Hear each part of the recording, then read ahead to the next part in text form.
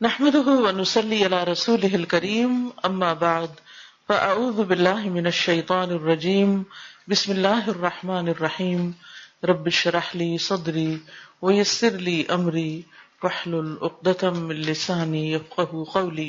چونکہ رمضان آ رہا ہے، چند چیزیں میں آپ سے تھوڑی دیر میں ذکر کروں گی.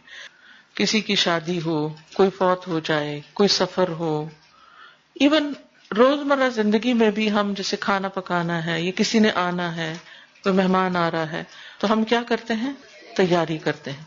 اور جو شخص تیاری کرتا ہے وہ اس وقت کے یا موقع کے آنے سے پہلے پھر اپنا کام آسان طریقے سے کرنے کے قابل ہوتا ہے.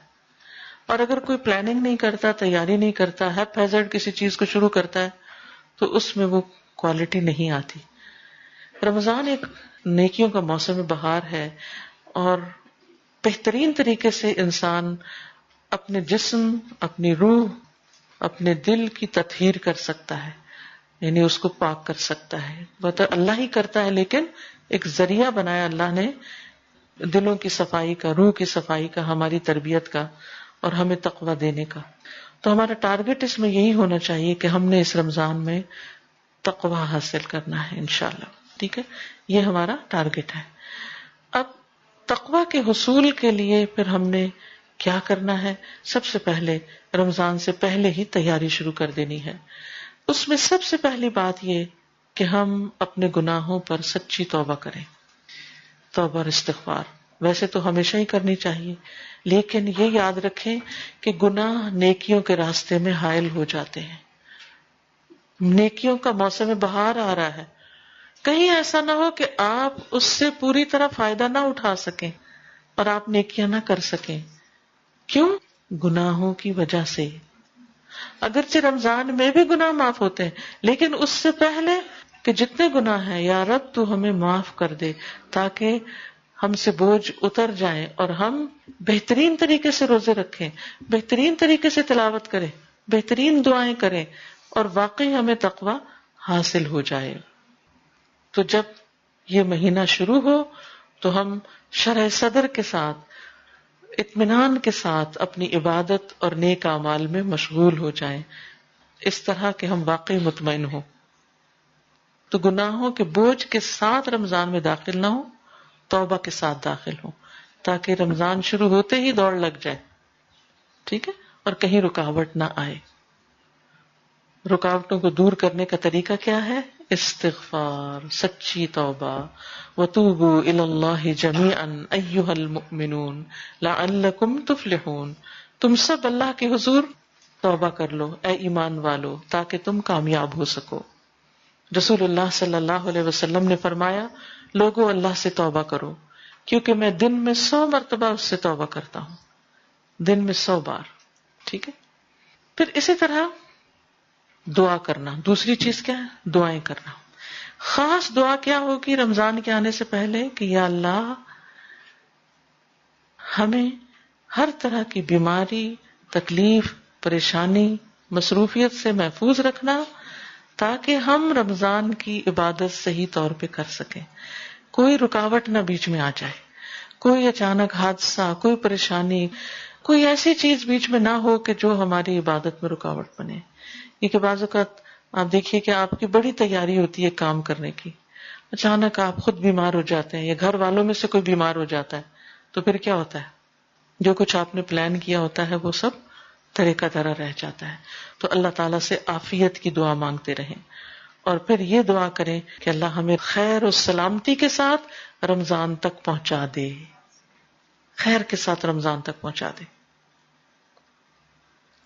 اسلاف سے یوں روایت آتی ہے کہ وہ 6 ماہ یہ دعا کرتے تھے، اے اللہ ہمیں رمضان تک پہنچا دے، اللہ ہمیں رمضان دیکھنا نصیب کر. اور پھر رمضان کی عبادتیں کرتے اور رمضان کے بعد اگلے 5 مہینے یہ دعا کرتے، اللہ ہمارے روزے قبول کر لیں، ہماری رمضان کی عبادتیں قبول کر لیں. تو رمضان کے آنے تک بھی دعائیں کریں کہ رمضان ملے ہمیں. کتنے ہی لوگ ایسے ہیں جو پچھلے رمضان میں تھے اور آج دنیا میں نہیں ہے. ہر ایک کسی نہ کسی کو ضرور جانتا ہوگا جس کی اس سال میں ڈیتھ ہوئی، آپ کے عزیز قریب ترین پیارے. ہمیں نہیں معلوم ہم دنیا سے کب چلے جائیں. تو اللہ تعالیٰ سے دعا کرنی چاہیے کہ اللہ تعالیٰ ہمیں اپنی اطاعت کے کاموں، اپنی عبادت کے لیے ہماری مدد فرمائے اور ہمیں اس کے لیے قبول کر لے۔ تیسری چیز، اس مہینے کا خوشی سے استقبال کرنا، اس کے بارے میں سوچ کر خوش ہونا، کیونکہ رمضان گرمیوں میں آ رہا ہے، جون میں آ رہا ہے، عین گرمی کی شدت کا مہینہ، تو اس لیے کچھ لوگ اس کے آنے کی خبر سے پریشان بھی ہوتے ہیں دل میں، بڑی گرمی ہوگی، بڑی پیاس لگے گی، کاموں کا کیا ہوگا، ایسا کیسے ہوگا، ویسا کیسے ہوگا۔ لیکن آپ نے ہر سال دیکھا ہوگا سب کچھ ہو جاتا ہے، تو آگے کا خوف نہیں کریں، پیچھے کے تجربے سے مطمئن ہو جائیں کہ الحمدللہ اللہ نے سب کرا دیا تھا، لاسٹ ایئر بھی کرا دیا تھا، اس سال بھی اللہ کے فضل سے ہو جائے گا۔ تو اس لیے خوشی سے رمضان کا استقبال کریں، اور اس کا بھی اجر ہوگا انشاءاللہ تعالی، کیونکہ جب انسان خوش ہو کر کسی کام کو کرتا ہے تو وہ آسان بھی ہو جاتا ہے، اور اس کے ساتھ ساتھ اس کی کوالٹی بہت اچھی ہوتی، اور جب کوالٹی اچھی ہوگی تو پھر اجر بھی زیادہ ہوگا۔ اور آپ کو معلوم ہے کہ رمضان جو ہے اس میں جنت کے دروازے کھول دیے جاتے ہیں، جہنم کے دروازے بند کر دیے جاتے ہیں، ہر طرح کی خیر و برکت نازل ہوتی ہے۔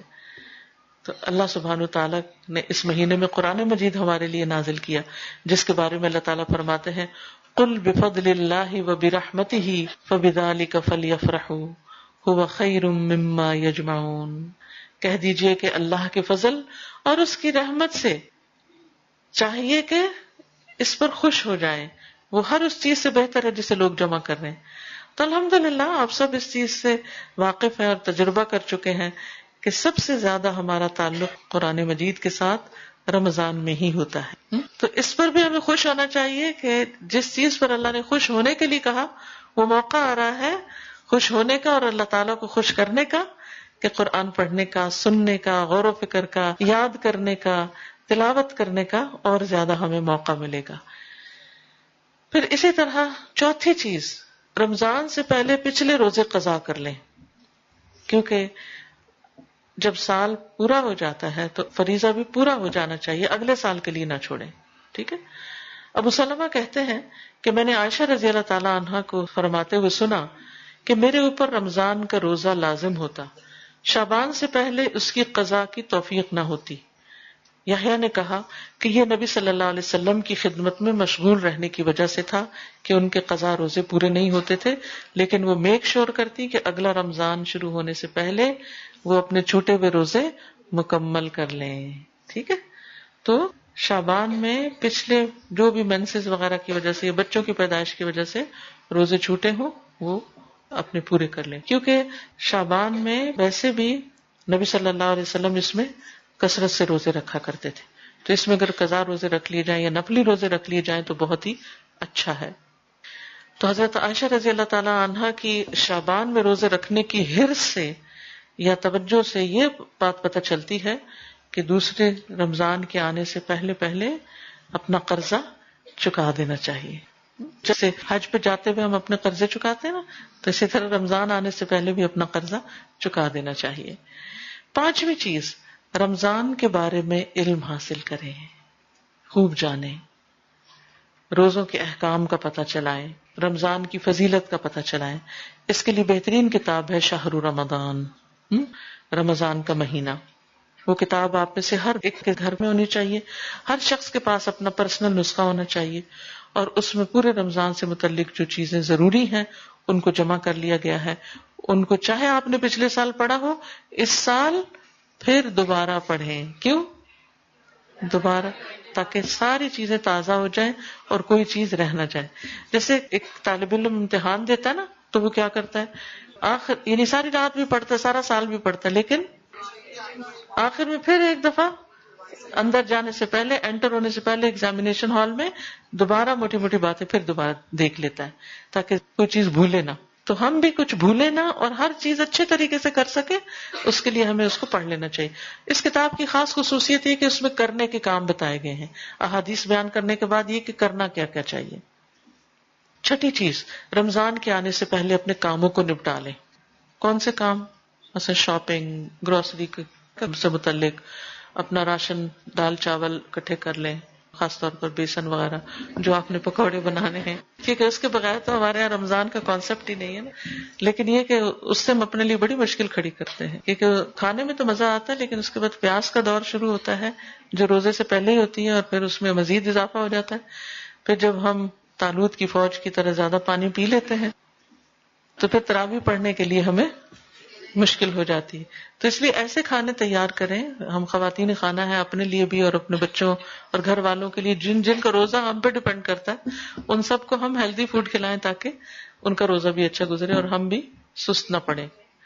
تو یعنی ہر طرح کی تیاری، عید کے کپڑے بنا لیں، صفائی وغیرہ کر لیں، اور جو کام آپ کو رکاوٹ ڈالتے ہیں مختلف عبادتوں میں ان کو پہلے سے ہی نپٹا لیں. اس کے علاوہ بھی راشن وغیرہ کی تقسیم کریں، یعنی غریبوں میں کھانا وغیرہ، اگر یا تو رمضان میں روزانہ افطاری بھیجنے کا اگر آپ اہتمام کر سکتی ہیں تو ٹھیک، اگر نہیں تو سوکھا راشن جو ہے وہ آپ غریبوں میں بانٹیں. اور اگر آپ کے نزدیک کوئی غریب نہیں رہتا تو جو لوگ یہ کام کر رہے ہیں ان کو آپ اپنے حصے کا یعنی کہ کنٹریبیوشن دے سکتے ہیں کہ وہ لوگ آگے غریبوں میں راشن دیں، کیونکہ یہ شہر المواسات ہے، ہمدردی کا مہینہ ہے. تو اس میں انسان کو صدقہ خیرات بھی خوب کرنا چاہیے. لیکن بعض اوقات ہم رمضان کا انتظار کرتے رہتے ہیں کہ رمضان شروع ہوگا تو صدقہ کریں گے. اب ہوتا کیا ہے کہ جو بیچارے غریب لوگ ہوتے ہیں وہ بعض اوقات آدھا رمضان گزر جاتا ہے اور ان تک چیز نہیں پہنچتی. تو اگر آپ ان کو کپڑا دینا چاہتے ہیں یا راشن دینا چاہتے ہیں یا کچھ بھی کرنا چاہتے ہیں تو ایسے کام بھی شعبان میں ہی نمٹانے کی کوشش کریں. وہ کھائیں گے جب رمضان میں تو ثواب مل جائے گا نا، یا پہنیں گے رمضان میں تو ثواب مل جائے گا آپ کو. ٹھیک ہے. قرآن کی تلاوت شعبان میں کیا کرنا ہے؟ قرآن کی تلاوت عام مہینوں سے زیادہ میک شور کہ اگر جتنی آپ روزانہ روٹین میں کرتے ہیں اس کو بڑھا لیجئے لازمی طور پر. سلمہ بن کہیل کہتے ہیں کہ شعبان کے مہینے کو قراءت کا مہینہ کہا جاتا ہے. یہ کیا ہے؟ شہر القراءہ، قراءت کا مہینہ، اس میں قرآن زیادہ پڑھا جائے. عامر ابن وقاص کے بارے میں آتا ہے کہ جب شعبان کا مہینہ شروع ہوتا تو اپنی دکان بند کر دیتے اور قرآن کی تلاوت کے لیے فارغ ہو جاتے. تو بہت سے لوگ شعبان کی فضیلت سے غافل رہتے ہیں. وہ رمضان کو تو لک فارورڈ کرتے ہیں، اس کی تو تیاری کرتے رہتے ہیں اور مادی تیاری تو کرتے رہتے ہیں کہ چیزیں خرید لیں، کپڑے خرید لیں، عید کے کپڑے سلوا لیں وغیرہ وغیرہ، لیکن اس سے غافل ہو جاتے ہیں یعنی قرآن اور نفلی روزوں سے. ابو بکر بلخی کہتے ہیں کہ ماہ رجب کھیتی لگانے کا مہینہ ہے. رجب کھیتی لگانے کا مہینہ ہے، شعبان کھیتی کو پانی لگانے کا مہینہ ہے، اور رمضان کھیتی کاٹنے کا مہینہ ہے. ان کا یہ بھی کہنا ہے کہ ماہ رجب کی مثال ہوا جیسی ہے کہ ہوا چلتی ہے پہلے، شعبان کی مثال بادلوں جیسی ہے کہ پہلے ہوا چلتی پھر بادل آ جاتے ہیں، اور رمضان کی مثال بارش جیسی ہے.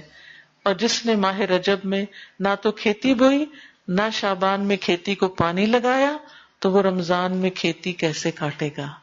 گویا کسی کام کے کرنے سے پہلے اگر آپ نے تیاری ہی نہیں کی، پلاننگ ہی نہیں کی، تو جب کام سر پہ پڑے گا تو اس وقت آپ وہ کام اچھے طریقے سے کر نہیں سکتے، رمضان کے مہینے سے بھرپور فائدہ اٹھا نہیں سکتے. تو اللہ تعالیٰ سے دعا ہے کہ اللہ تعالیٰ ہمیں رمضان سے بھرپور فائدہ اٹھانے کی توفیق عطا فرمائے. وآخر دعوانا ان الحمد للہ رب العالمین.